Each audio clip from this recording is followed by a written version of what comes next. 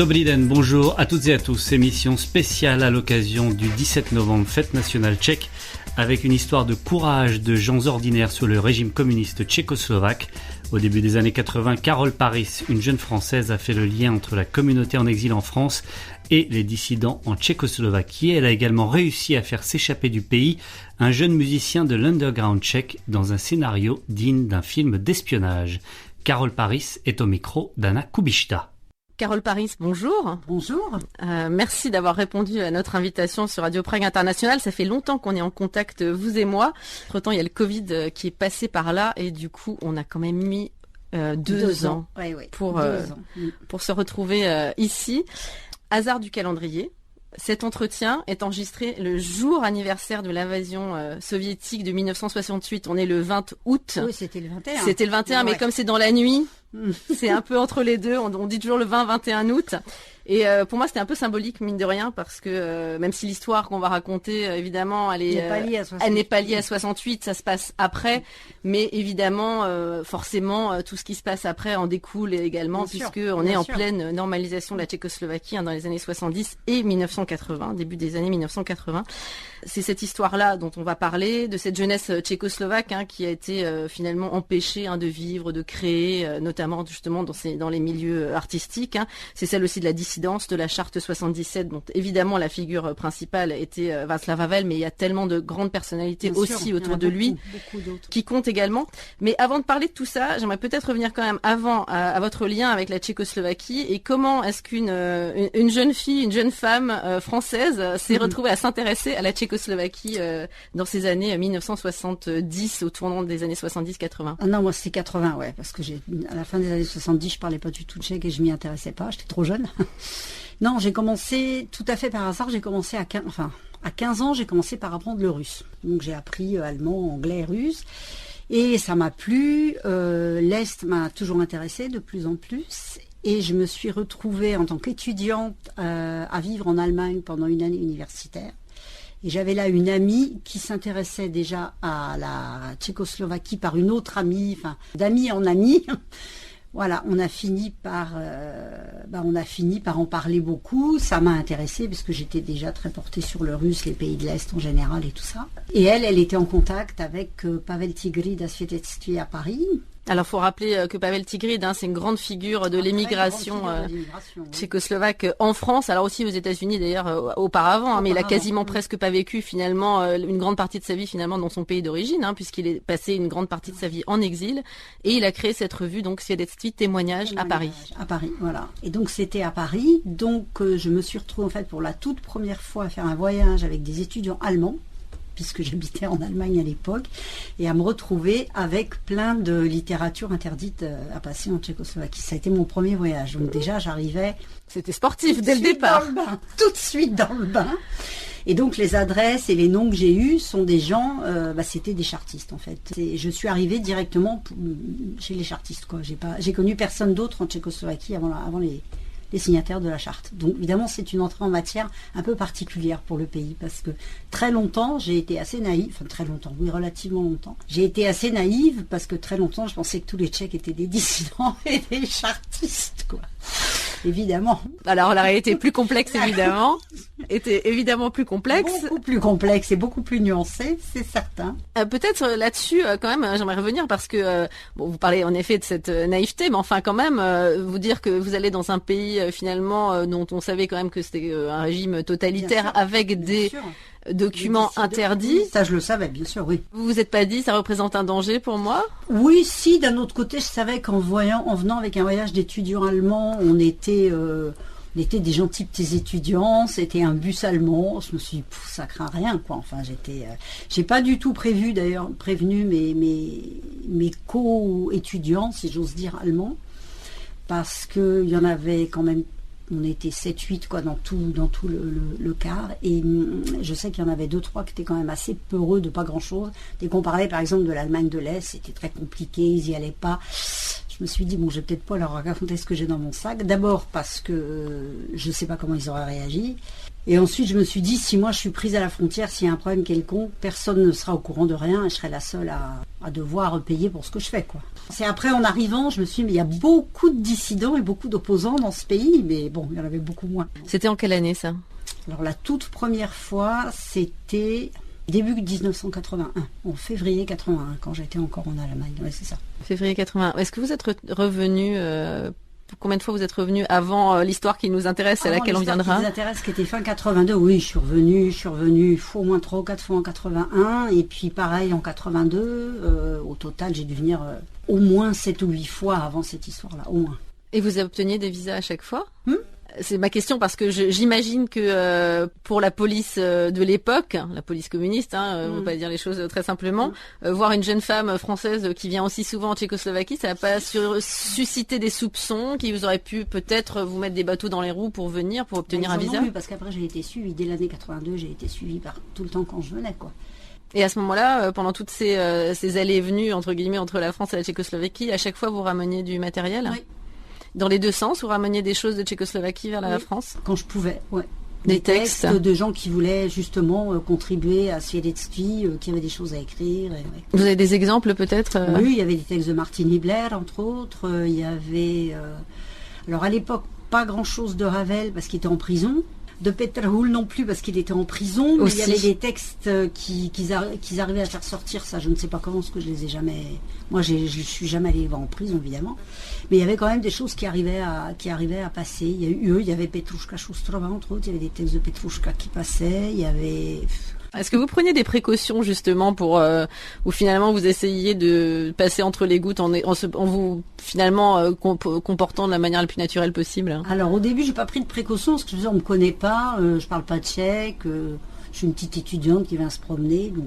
Et puis après oui, parce que comme quand même je suis venue plusieurs fois, je me suis dit il faut peut-être faire attention. Donc après je cachais ça dans enfin bon je mettais ça dans le fond de mon sac en me disant si je suis fouillée, on verra bien, quoi. Mais je n'étais pas plus prudente que ça. Quelle impression a fait sur vous, justement, cette communauté de dissidents dont vous pensiez que, justement, elle était énorme et que c'était... Oui, moi, naïvement, je pensais que c'était au moins 30 ou 40% de la population. Il y a une grosse opposition. Ils m'ont fait l'effet de gens... Donc, du coup, je ne me rendais pas compte, en fait, de leur courage. Parce que je pensais qu'ils étaient beaucoup plus nombreux que ça, donc beaucoup plus forts. Donc au tout début, je ne me suis pas du tout rendu compte du courage que ça représentait pour eux, d'abord de faire ce qu'ils faisaient sur place et de recevoir un peu des étrangers comme moi parce qu'ils savaient que le risque que les étrangers soient suivis existait quand même. Donc de leur part, je trouvais que c'était quand même assez courageux, mais j'ai toujours été extrêmement bien accueillie. On parle souvent de cette ambiance justement dans le milieu dissident, des universités, des conférences en appartement, etc., de ce partage culturel, etc. Vous avez vécu ça? Oui, j'en ai vécu quelques. Alors pas tellement parce que bon, je suis quand même pas venue si souvent ni si longtemps que ça. Puis surtout à l'époque quand je parlais pas tchèque. Pour suivre, oui. C'est un petit peu difficile pour suivre. C'est aussi pour ça que je me suis décidée à apprendre le tchèque d'ailleurs, parce que. Même s'il y en avait toujours des très gentils et très patients qui essayaient de me résumer de quoi il était question, bon, il y a un moment, on ne peut plus, quoi.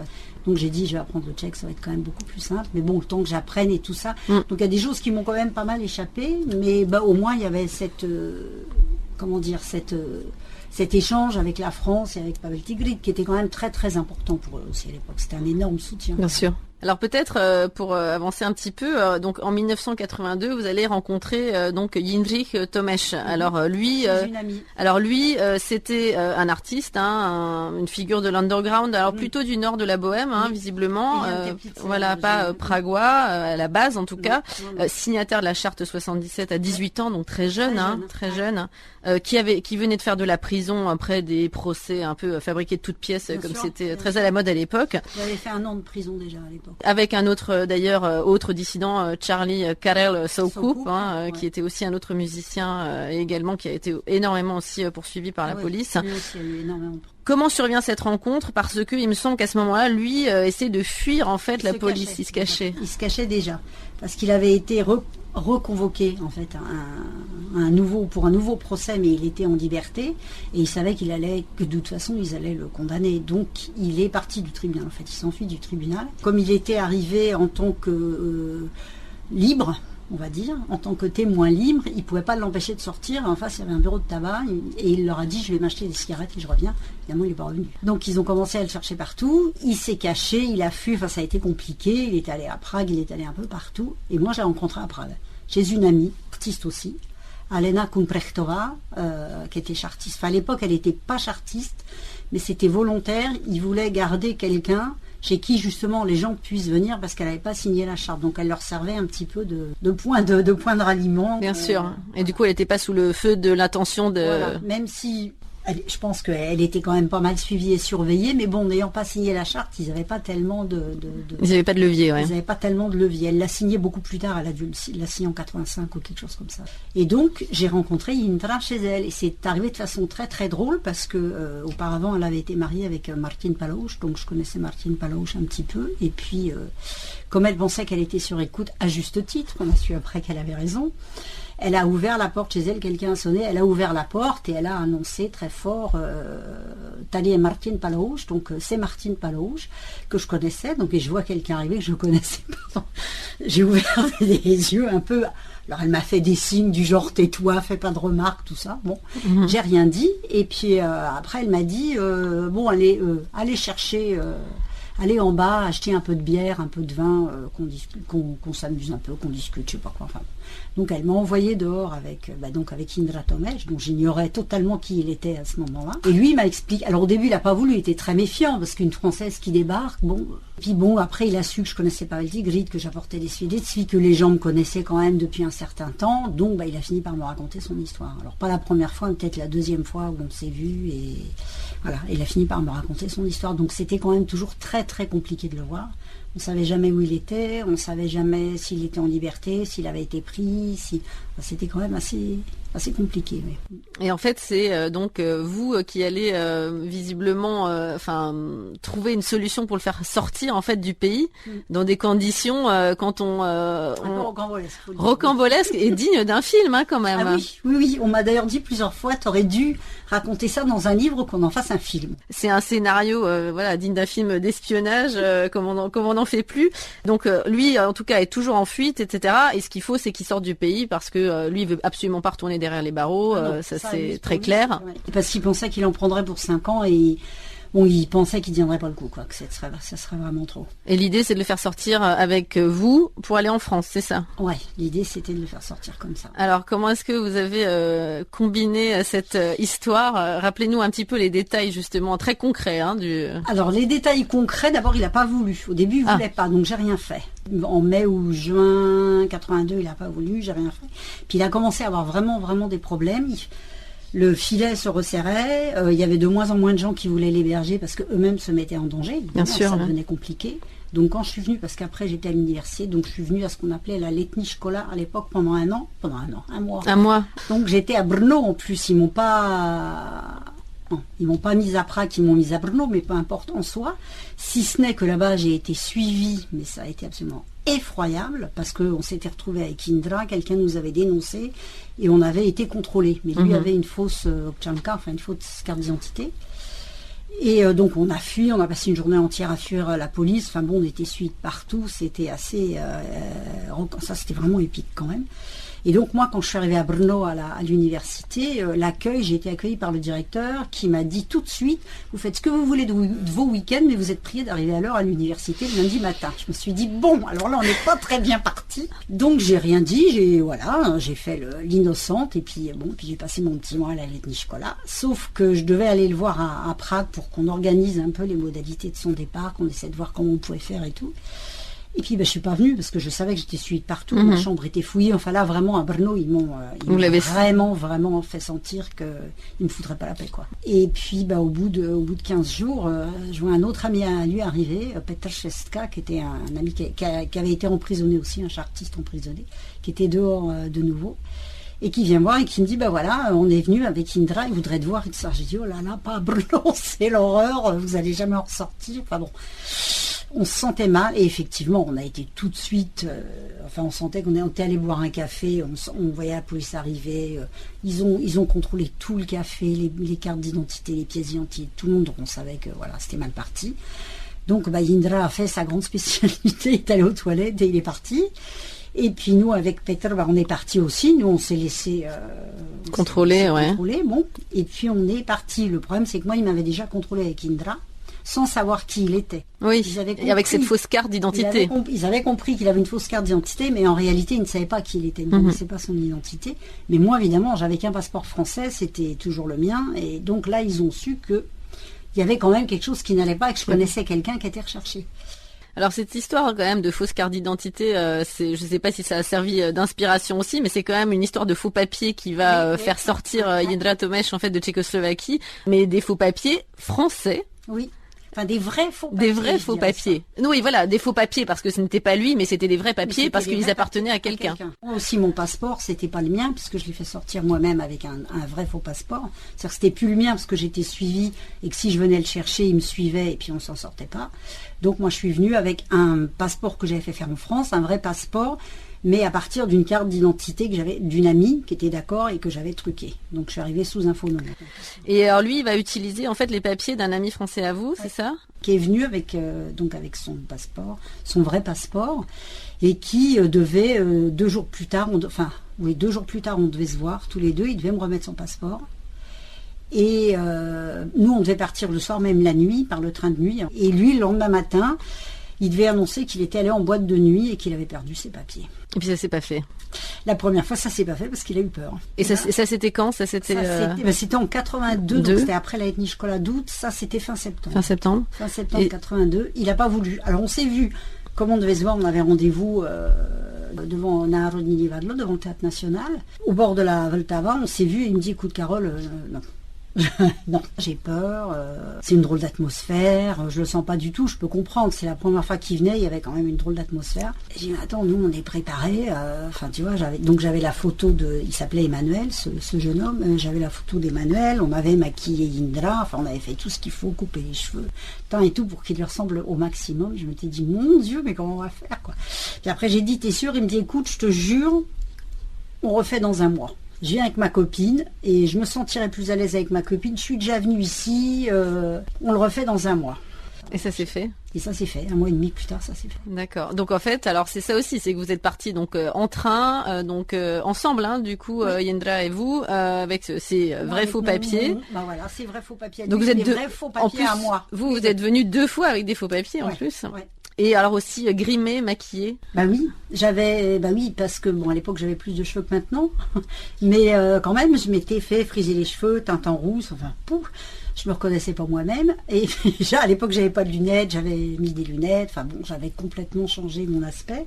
Puis j'avais pas la même identité, donc je pensais qu'il n'y avait pas de problème, quoi. Et il y en a pas eu. Il y en a pas eu ? Non. Mais il n'y avait pas eu de contrôle. Ils ont pas fait le rapprochement.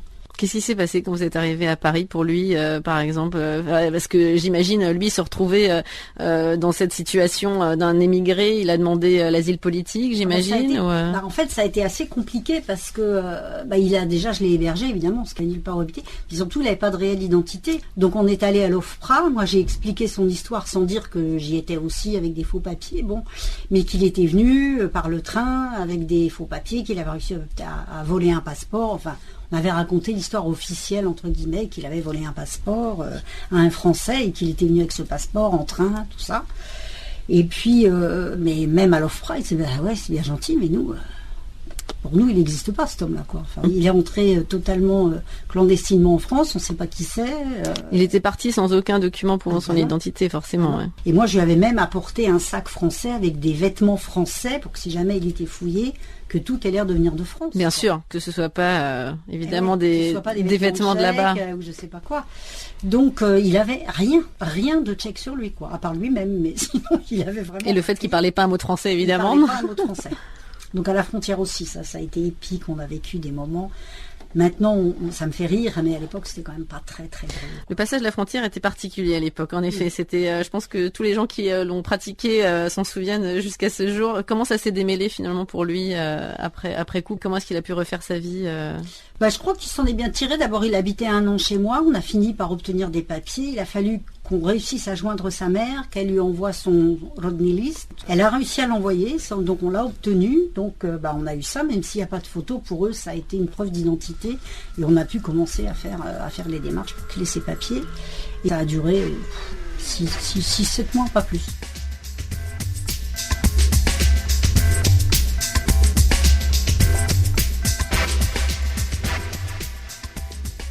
Carole Paris était au micro. Dana Kubishta, merci de votre fidélité et de votre attention. Rendez-vous la semaine prochaine, même heure, même fréquence.